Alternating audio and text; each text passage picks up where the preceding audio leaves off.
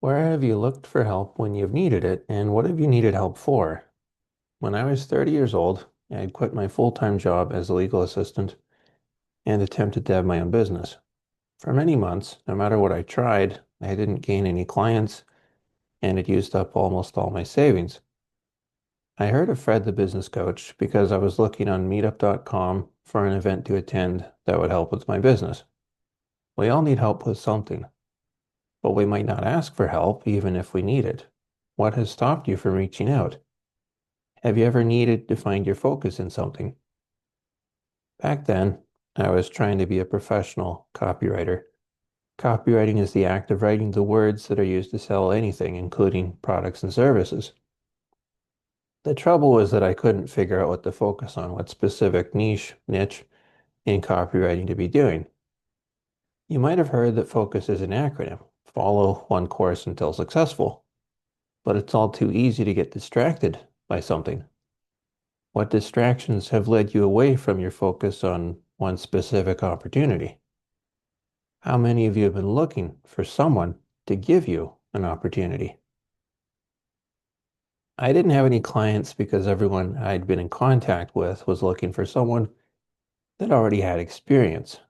My writing samples weren't enough for them, but how could I get the kind of experience that people were looking for me to have if no one was hiring me for any of their projects? Stacy Lawrence says, don't wait for opportunity, create it. Your doubt might tell you that there are no opportunities. Your fear might be that your doubt is correct. Have you ever found that you've been given an answer you needed when you answered someone else's question?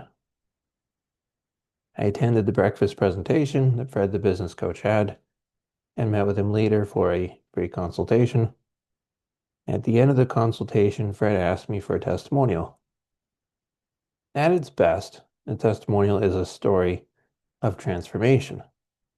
I figured that nothing had happened yet, but I cooperated.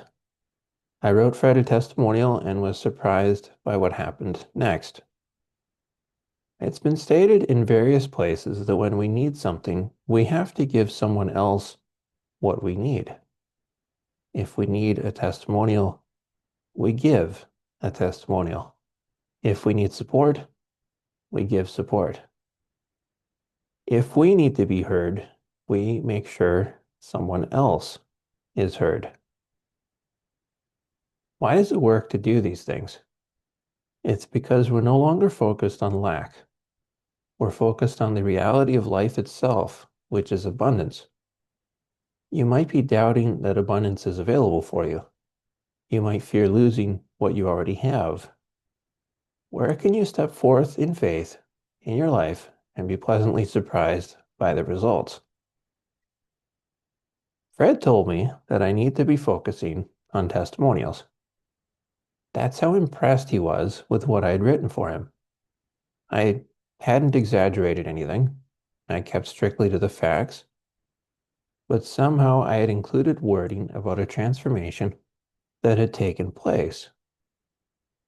Sometimes you have to walk in the water. Let the water will move away and clear a path for you to go through. So what if your doubt is the size of a mountain? If your faith can fit on the tip of a finger, your faith is mightier than any mountain-sized doubt. What unexpected breakthroughs have you experienced simply from acting in faith? After many months of not having a specific focus for copywriting, I now had a focus.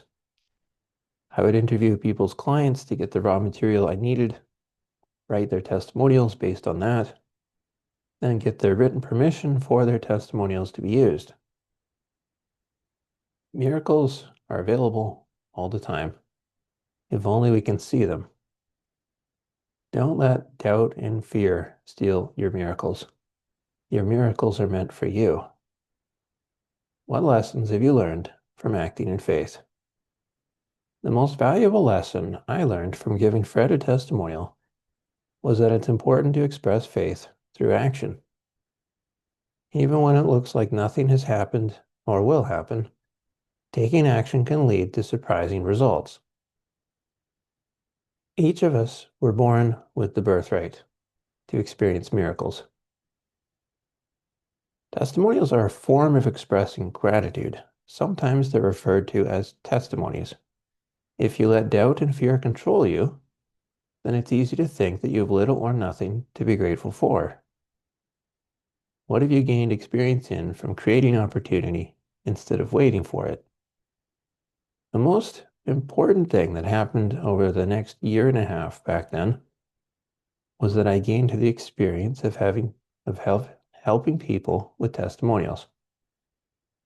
And now it's something I can do because I already have the experience. When I was applying for copywriting jobs, I was waiting for opportunity. When I helped people with testimonials, I was creating opportunity. Each of us has something valuable to give, and our doubt and fear can be pointing toward what we can give. How many of you have gotten feedback from people to see where that leads you? I've been getting better about asking people for feedback, which is what brought me back to focusing on testimonials. Testimonials have many uses. They can be given to and received from someone's clients and lead to client retention and referrals. They can be given to and received from someone's employees, which can lead to employee recruitment, retention, and performance. Testimonials can be easily misunderstood and difficult to get, which are reasons why they're not used a lot more. Wouldn't you like to experience Thanksgiving all year?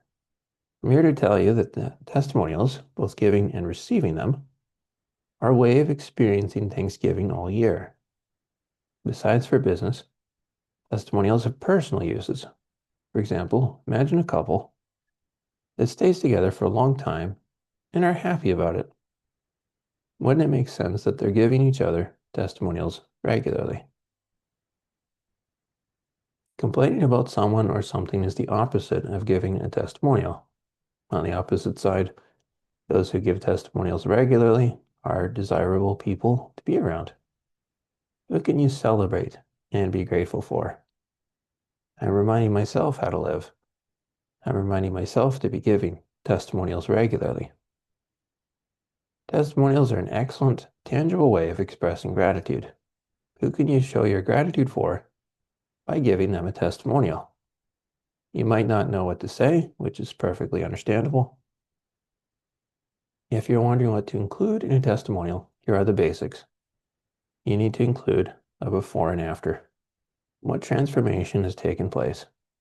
Tell that story. There's more to it than that, but it's enough to get you started. I have a questions template that you can use to get the foundation for your testimonial. At their best, testimonials are stories of transformation. Where were you then, and where are you now? Who were you then, and who are you now? What was your old identity, and what is your new identity? You might doubt that you have anything valuable to say. You might fear that people won't accept you if you say something. Kristen Linklater said, "To free the voice is to free the person." Margaret Wheatley said, "Be brave enough to start a conversation that matters." And I say, the future is yours to create. Speak it into existence. Make it real with your actions. The power flows through you. The power of creation lives within you.